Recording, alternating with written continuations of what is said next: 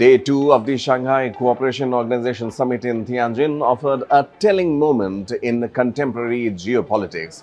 It was not just the plenary of 20 leaders and representatives of 10 international organizations that drew attention, but the bilateral that followed. Prime Minister Narendra Modi meeting Russian President Vladimir Putin. The chemistry was unmistakable, the camaraderie palpable, and the messaging deliberate. Sample this. Dear Mr. Prime Minister, dear friend, Putin greeted Modi warmly, a simple phrase yet heavy with diplomatic symbolism. In the language of global politics, this was Moscow underscoring the depth of its relationship with New Delhi. Putin went further, expressing his happiness at meeting Narendra Modi for the SCO summit as a platform that unites the global south and the global east, nations who often feel their voices are muted in Western-dominated forums.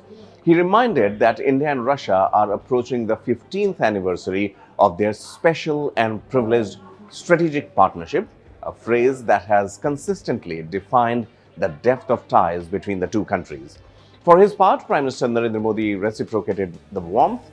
He reminded Putin that 140 crore Indians look forward to the December summit, the annual India-Russia leaders meet that has become a fixture of their special relationship.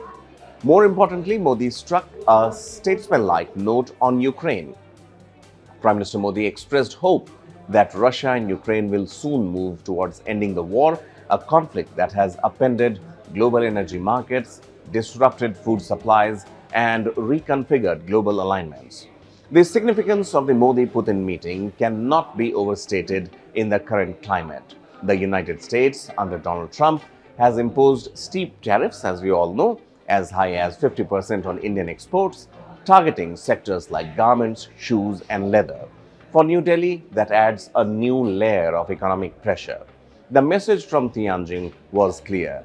India will not be dictated to the Western trade wars. It will diversify its partnerships and assert its role as a sovereign pole in the multipolar order. At the same time, the optics of Modi and Putin together sends a larger signal. India and Russia have stood shoulder to shoulder in difficult times, as Prime Minister Modi reminded Russia. This is more than a rhetorical flourish. It is a nod to the enduring trust built over decades from the Cold War to the present-day scenario.